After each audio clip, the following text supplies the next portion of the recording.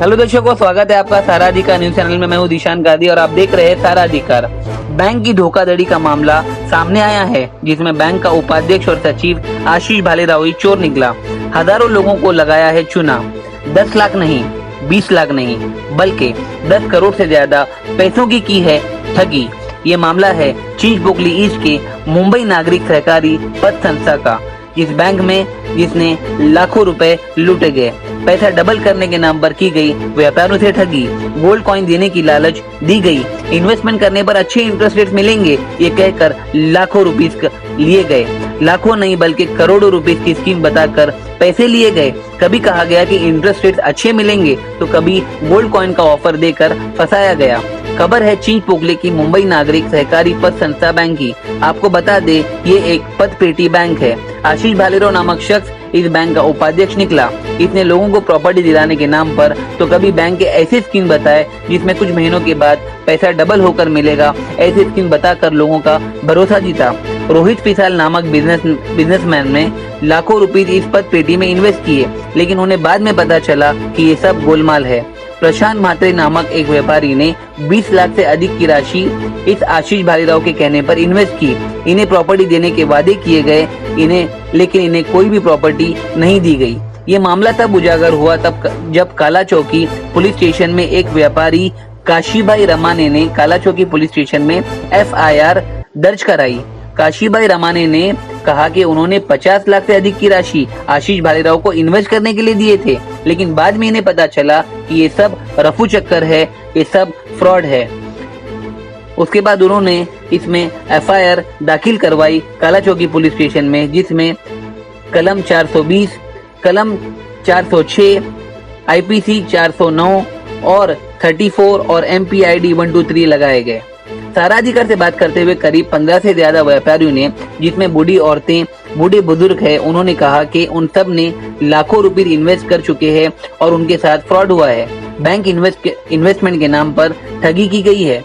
प्रसाद म्हात्रे ने इस फ्रॉड पर काफी डिटेल्स निकालने की कोशिश की।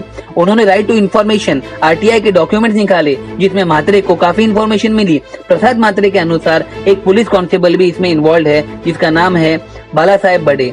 बाला साहेब बड़े फ्लैट को आशीष भालेराव ने भिवंडी में फ्लैट दिए, लेकिन वो फ्लैट पहले ही बैंक के पास गिरवी है और वो बैंक है गौली सहकारी बैंक, जो मुंबई के दादर में उपस्थित है। और एक चौंकाने वाली खुलासा म्हात्रे ने किया कि भिवंडी में स्थित गौली सहकारी बैंक के NOC यानी नो ऑब्जेक्शन सर्टिफिकेट लिए बगैर बाला साहेब बड़े ने रजिस्ट्रेशन कैसे करवाया। ये भी जानकारी म्हात्रे ने दिया कि बाला साहेब बड़े ने तकरीबन 7 करोड़ का इन्वेस्टमेंट कैसे कर लिया। इस केस के इन्वेस्टिगेशन ऑफिसर सुदर्शन चौहान ने भिवंडी रजिस्ट्रेशन ऑफिस को सूचित किया था कि आशीष भालेराव ने ये फ्लैट दिए। भिवंडी के गौली सहकारी बैंक बड़े ने विदाउट NOC रजिस्ट्रेशन किया है। इन्वेस्टिगेशन ऑफिसर सुदर्शन चौहान ने भिवंडी रजिस्ट्रेशन ऑफिस 123 में सूचित किया, प्रोजेक्ट में रजिस्ट्रेशन दिया कि किसी को भी फ्लैट रजिस्ट्रेशन न करवाया जाए। करीब 12 दिन पहले ये गाड़ी, जो आप तस्वीरों में देख सकते हो, ये गाड़ी काला चौकी पुलिस ने इस बैंक के 2 आरोपियों को गिरफ्तार किया। एक का नाम है आशीष भालेराव और दूसरा है अमित भालेराव। RTO से जानकारी निकालने के बाद पता चला कि ये गाड़ी गोराई RTO में ड्राइवर के पद पर काम करने वाले बाला साहेब बड़े की है। सवाल कई हैं, व्यापारियों का पैसा डूबा है और सभी व्यापारियों ने मुंबई पुलिस कमिश्नर विवेक फांसालकर जी से रिक्वेस्ट की है कि इस पर तत्काल तौर पर इन्वेस्टिगेशन बिल्कुल फास्ट ट्रैक पर की जाए और तकरीबन 20 से ज्यादा व्यापारियों का पैसा उन्हें वापस मिलना चाहिए। और साथ में इन व्यापारियों ने ये भी कहा कि इन आरोपियों में से कम 10 से 12 से अधिक आरोपी अभी फरार है और केवल 2 ही आरोपियों को पुलिस गिरफ्त में रखा गया है। और उन सभी की एक ही मांग है कि जो पैसा उन्होंने इन्वेस्टमेंट किया है, वो इन्वेस्टमेंट के बदले उनसे ठग किया गया। और सारे बूढ़ी औरतों ने, महिलाओं ने, बुजुर्गों ने मुंबई पुलिस कमिश्नर विवेक फांसालकर जी से निवेदन की है कि इस पर तत्काल इन्वेस्टिगेशन हो, जल्द इन्वेस्टिगेशन हो और सारे अपराधियों को इसके पैसे लौटाने की रिस्पॉन्सिबिलिटी दी जाए और सारे जितने लोगों ने भी इसमें इन्वेस्टमेंट किया है, उन सब के पैसे उन्हें वापस दी जाए। आपको बता दें, इसमें सिर्फ आशीष भालेराव और अमित भालेराव ही नहीं बल्कि सारी टीम मिलकर इस ठगी के काम को अंजाम देती है। सबसे पहले है शांताराम टूपे जो इस बैंक का चेयरमैन है, दूसरा है आशीष भालेराव वाइस चेयरमैन, तीसरा उषा सावंत डायरेक्टर, चौथा अमूल अरविंद धेकले खजीनदार, पांचवा इनास ऑगस्टियन डिसूजा, छठवा पल्लवी ओटी, सातवां संतोष भिशे, आठवां नंदू मुंगले और ऐसे कई सारे लोग हैं जो इस काम को मिलकर ठगी देने का काम करते हैं। अब देखना ये है कि पुलिस के द्वारा इस पर किस तरह का एक्शन लिया जाता है। बंद कर दो, बंद कर। नमस्कार दोस्तों, मैं हूँ आशीष शर्मा, सारा अधिकार न्यूज चैनल में आपका स्वागत है। जिससे देख रहे हो देश दुनिया की बड़ी से बड़ी खबर हमारे चैनल में दिखाई जा रही है। आज हम लोग चिंचपोकली में उपस्थित है। यहाँ पे बहुत ही भारी मात्रा से लोगों के साथ फ्रॉड हुआ है और जो बैंक का मैनेजर है उसने ये फ्रॉड किया है, चेयरमैन ने ये फ्रॉड किया है और उसने इस तरह की धोखाधड़ी की है जिससे जनता काफी परेशान हो गई है और उनको समझ में नहीं आ रहा है कि वो क्या करे। वो अपने परिवार और अपने बाल बच्चों को किस तरह किस हालत में दिन निकाल रहे हैं। और जो फ्रॉड हुआ है, जो पैसे थे वो प्रोजेक्ट के लिए पैसे लगाए थे, उसके बारे में सर बताइए क्या। नमस्कार, जो एफआयआर हुआ है उसका कारण क्या है, उसकी जानकारी मी दीजिए। रोहित पिसाळ, मी स्वतः मुंबई नागरिक पतपेढीचा 2015 पासून सभासद आहे। माझा व्यवसाय मेडिकल बिझनेस आहे, तर त्या व्यवसायातून मिळणारा जो काय फायदा आहे तो मी या मुंबई नागरिकमध्ये ॲज अ मुदत ठेव या ह्याने मी भरत होतो, इन्व्हेस्ट करत होतो। मग त्यामध्ये आपल्याला त्यांनी जास्त इंटरेस्ट देण्याचं एक लोभच दिलं, बाबा तुम्ही जास्त इंटरेस्ट देऊ तर तुम्ही पैसे भरा। तर 2015 पासून मी आता सभासद आहे आणि 2015 पासून मी जे काय मिळतात ते मी माझ्या या पतपेढीमध्ये भरत होतो। तर 2022ला मी मुंबई नागरिकमध्ये अर्ज दिला की मला आता माझी जमा झालेली रक्कम मला ही विड्रॉल करायची आहे, कारण का मला माझा प्रायव्हेट पर्सनल घर घेण्यासाठी मला ती काढली रक्कम काढायची आहे। तर त्यांनी टाळाटाळ करायला सुरुवात केली की पैसे मिळणार नाही, नंतर देतो, आज देतो, उद्या देतो। त्यानंतर मग मी त्यांना रिक्वेस्ट वारंवार केली की माझ्या पैशाच्या अगेन्स्ट मला कर्ज द्या, तर त्यालाही त्यांनी दिले नाही। नंतर मी पोलीस स्टेशनला अर्ज केला की बाबा माझे असे पैसे मला देत नाही, तर तेव्हा पोलिसांनी पण तेव्हा उडवून लावलं। त्यानंतर मी सहकार आयुक्त पुणे अनिल कवडे जे आहेत त्यांच्याकडे जाऊन त्यांच्याकडे मागणी केली की मला माझे पैसे मिळत नाहीयेत, तर तुम्ही याच्यात दखल घ्यावी। तर त्यांनी यांच्यावरती कायदेशीर कारवाई केली आणि त्यांना विचारलं की का नाही तुम्ही पैसे देत। तर तेव्हा रायमाने, मी, म्हात्रे साहेब असे आम्ही सगळे पुण्याला जाऊन आयुक्तांकडे बसलो। त्यांनी इथे यांची सर्च रिपोर्ट काढायला सांगितला, ऑडिट करायला सांगितलं।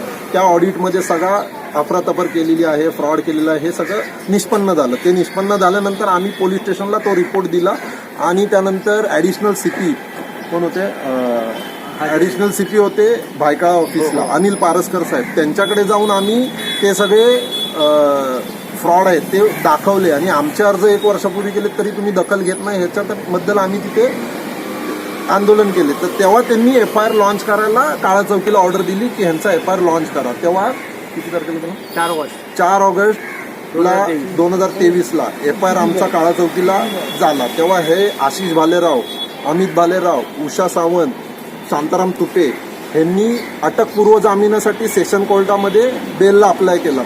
तर सेशन कोर्टामध्ये जवळजवळ 2 ते 3 तारखाहून ते बेल त्यांचा रिजेक्ट झाला। त्यानंतर त्यांनी हायकोर्टात अप्लाय केलं, हाईकोर्टातही बेल रिजेक्ट झाला 2 तारखेला। उसका क्या क्या है, जो हमारे इधर के जो गरीब लोग है ना, इधर छोटा मोटा पैसा लाके भरते थे, वो पैसा वो मीठा बोल के उसने भिवंडी में प्रॉपर्टी लिया, वो पैसा उसके पास वो खुद खाने के लिए मांग गया था। इधर जो धन्यवाद। क्या कहना चाहोगी माता जी? यही ऐसा ही हमारे साथ भी फ्रॉड हुआ। हमारे को भी ज्यादा इंटरेस्ट देने के लालच में हमारे से पैसा रखवाया, एफडी बनवाया और उसके बाद आपका कितना लाख? मेरा है 14 लाख। 14 लाख। सर आपका मेरा कितना? 17.5 लाख रुपए। 17.5 लाख। आपका? 17,50,000 रुपये। जी आपका कितना है? 7.5 लाख। 7.5 लाख। इनका भी है। सर आपका कितना? 8.5 लाख। 8.5 लाख। सर आपका? 20 लाख। 20 लाख। सर आपके कितने अमाउंट है? मेरा भी 20 लाख। 20 लाख। मेरा 50 लाख। देखा दोस्तों किस तरह का फ्रॉड हुआ है। जनता काफी परेशान हो चुकी है और उनको राहत अभी तक नहीं मिल रही है क्योंकि जो हमारी पुलिस व्यवस्था है वो बराबर नहीं है और इन लोगों को न्याय दिलाने में भी काफी वक्त लग रहा है। अभी सिर्फ 7 आरोपी में से 2 अरेस्ट हुए, बाकी सब फरार है, उसकी जानकारी हम लेंगे। सर क्या कहना चाहोगे? ये पेपर क्या है वो हमारी जनता को बताइए। ये पेपर ऐसे है कि आशीष भालेराव मुंबई नागरिक का उपाध्यक्ष इसने मुंबई नगरी के पचपेड़ी के लोगों से पैसे से पहला प्रॉपर्टी इसके पीछे ही है कि तांबावाला बिल्डिंग में शॉप नंबर 6, 7, 8, 9 ऐसे 4 शॉप उसने 2011 में पहले परचेस किया। उसका मेरे पास प्रूफ भी है, मैंने आपको दिखाया भी वो प्रूफ। और वही प्रॉपर्टी उसने आशीष बालेराव ने 2023 में 1 मार्च 2023 में उसने लक्ष्मी सुनील नाइकुड़े को बेचा। वो प्रॉपर्टी परचेस करने वाली जो ओनर है वो अभी दादर में रहते हैं। ये इसका पहला प्रॉपर्टी। इसके बाद आशीष बालेराव ने जिंदगी में कोई भी ये पचपेड़ी के सिवा कोई भी काम धंधा किया नहीं है। इसके माध्यम से उसने सेकंड प्रॉपर्टी, इसकी लालच इतनी बढ़ गई, इसको बड़ा आदमी बनने का था, तो इसके लिए इसने भिवंडी में जो भादोड़ में जो प्रोजेक्ट चालू है रॉयल फ्लोरा नाम से उसका, वो प्रोजेक्ट के लिए उसने महेश भूपत कुमार ओझा के नाम से वो लैंड परचेस किया। उसका डीडी का अमाउंट भी आशीष बालेराव ने 25,20,000 का उसको दिया। वो भी मैंने आपको थोड़ी देर पहले बताया, 25,20,000 का डीडी उसने दिया। वो भी डीडी उसका अबुदय बैंक से गया है। और अबुदय बैंक जो इधर में है उसमें ही मुंबई नागरिक का भी खाता है, आशीष बालेराव का पर्सनल खाता है, शांताराम चौके उसका जो चेयरमैन है उसके नाम से भी उसका खाता है, उनके सब वाइफ का, उनका पूरा फैमिली का उधर अकाउंट है। तो वो क्या करता था, यहाँ के मुंबई नगर के खाते से अपने रिलेटिव के नाम पे फंड ट्रांसफर करके कोई फंड फिर वापस खुद के नाम पे ट्रांसफर, पर्सनल अकाउंट में ट्रांसफर करके कोई प्रॉपर्टी खरीदता था। सूत्रों के अनुसार पता चला है कि कोई पुलिस वाले की इसमें ज्यादा बदमाशी है और वो ज्यादा से ज्यादा इन्वेस्टमेंट किया है। अभी तक उसने 20 से 25 प्लाट भी खरीदे। इसके बारे में क्या कहना चाहोगे? इसके बारे में आपको मैं एक ही बात कहना चाहूँगा, हमें लास्ट ईयर ऐसा पता चला था, खाली सुनने में आया था कि 12 से श्रीधर बड़े और वो पुलिस में काम करते थे, लेकिन हमने इसके बारे में ज़्यादा जानकारी नहीं ली। लेकिन मुझे कभी मालूम पड़ा, मैं आपको एक बात बताता हूँ, ये जो है ना कविता राकेश वाधवा, ये देखिए कविता राकेश वाधवा, इन्होंने ये फ्लैट परचेस किया था 27 सितंबर 2023 में खरीदा। और मैंने जब ये सर्च किया तो इसके अंदर मेरे को नाम मालूम पड़ा कि इसके अंदर बाला साहब बड़े का नाम आ गया। तो बाला साहब बड़े का नाम आया तो इसके अंदर इसका एड्रेस भी आ गया। तो मैं उसके घर पे मैं चला गया और बाला साहब बड़े को मैंने पूछा, तो तभी उसके घर पे उनकी औरत मौजूद थी, वो नहीं था। तो मैं इनको बोला बाला साहब बड़े कहाँ पर है, तो उन्होंने मुझे बताया बाला साहब बड़े अभी काम पे है। बोले कहाँ पे काम करते हैं? उन्होंने मुझे बोला कि वो गोराई आरटीओ में एज ए ड्राइवर के पोस्ट पे काम कर रही है। तो चलो ठीक है। फिर मैंने उनके बोला आपके पास से उनका मुझे नंबर मिलेगा क्या, आप मुझे उनका नंबर देंगे तो मेहरबानी। ऐसे मैंने एकदम रिक्वेस्ट से बात करके उनके पास से मुझे नहीं, मैंने कुछ भी उनके साथ कुछ भी बात नहीं किया, खाली उनके पास भी इंक्वायरी किया बस। उन्होंने मुझे नंबर दिया। फिर मैंने बाला साहब बड़े को फ़ोन करके पूछा, अरे भाई आप ऐसा है, ये जो आपको मालूम है क्या? तब तक मैंने बाला साहब बड़े को देखा भी नहीं था, ये काला या गोरा है मुझे मालूम भी नहीं था, ये आदमी कौन है। मेरे को इससे मालूम पड़ा कि ये रजिस्ट्रेशन कर रहा है। मैं बोले नया आदमी कौन आ गया। और ये प्रोजेक्ट पे जावली सहकारी बैंक का 5 करोड़ का कर्जा आज भी पेंडिंग है। इन्होंने हमको ही नहीं फंसाया, जावली सहकारी बैंक को भी फंसाया। अब जावली सहकारी बैंक में भी दादर में ब्रांच है, वहाँ पे जाके भी इंक्वायरी कर सकते हैं। वहाँ के अगर मैनेजर का नंबर चाहिए तो मैं आपको नंबर देता हूँ, वहाँ पे भी आप उनको पूछ सकते हैं कि आज भी उनका लोन का अमाउंट 5 करोड़ के आसपास पेंडिंग। मैं आपको क्या बोलूँ, जो पुलिस वाले ही हम जनता उनसे न्याय की उम्मीद रखती है, वो पुलिस वाले ही आरोपी को सपोर्ट कर रहे हैं। एक पुलिस वाला है, अभी जिस आरोपी को अरेस्ट किया पुलिस वाले सुदर्शन जवान जो हमारे आए हुआ है, उन्होंने जिसको अरेस्ट किया ना, उसने जो गाड़ी में जो उसको अरेस्ट किया वो गाड़ी ही एक पुलिस वाले की है, बाला साहब बड़े। वो आगे देखिए एक कितने बूढ़े लोग अच्छे, ये अभी ये कामोटी से इधर आए हैं, पैसा पैसा भी हमारे से गवर्नमेंट से पुणे से आए हैं। एक औरत है उनका पुणे से आई है, वो विधवा औरत है, वो माने करके जो होता ना, वो उसने एक्सीडेंट किया था पुणे में, रफी एक्सीडेंट करके, तो उसका कॉम्पेंसेशन उसको मिला था। उसका हस्बैंड उसको एक्सीडेंट में मरा था, उसका वो पैसा आया था, वो पैसा वो औरत ने इसके अंदर डाला, वो आज रो रही है, पैसे से उसने खरीदा है। तो हमारी गुजारिश यही है पुलिस से, गवर्नमेंट से, पंचायत साहब से और देवेंद्र फडणवीस साहब से कि ये एनपीआरडी एक्ट लगाया है ना आपने, तो हमारे गुप्तन उपचार के लिए वो उसका इफेक्टिव आप कार्रवाई करें। ये हमारी सरकार से गुजारिश है, ताकि लोगों का पैसा जल्द से जल्द वो जल्द से ये पैसा उन्होंने क्या आपने अपने को बोला और मैं रखता ही नहीं था, मैं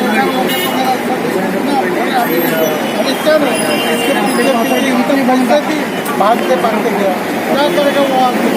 आमची फक्त पोलिसांनी जी FIR लॉन्च केली आहे, तर आमची फक्त एकच मागणी आहे की त्यांची सगळीतल्या सगळी प्रॉपर्टी सीज करावी, सगळ्या संचालकांना अरेस्ट करावं लवकरात लवकर, त्यांचा प्रॉपर्टीचा लिलाव करून आमच्या सगळ्या ठेवीदारांचे पैसे आम्हाला सुखरूप परत मिळावे व्याजासकट, ही आमची डिमांड आहे. आणि ती लवकरात लवकर पोलिसांनी, सरकारने, पोलीस आयुक्त विवेक फणसळकर यांनी दखल घेऊन आम्हाला योग्य तो